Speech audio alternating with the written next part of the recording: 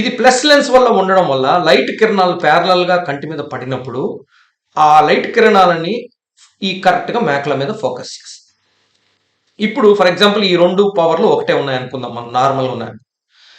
కన్నుగుడ్డు size పొడవుగా ఉన్నప్పుడు ఏమవుద్దంటే light కిరణాలు మేకల ముందే పడిపోతాయి, ఇక్కడ పడిపోతాయి.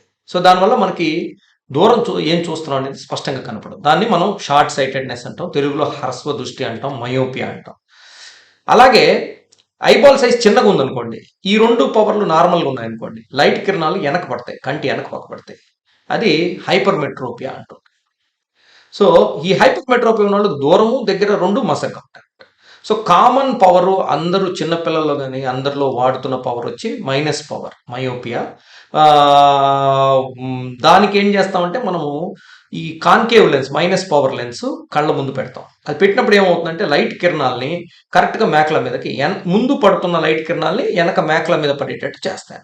Minus power lens myopia.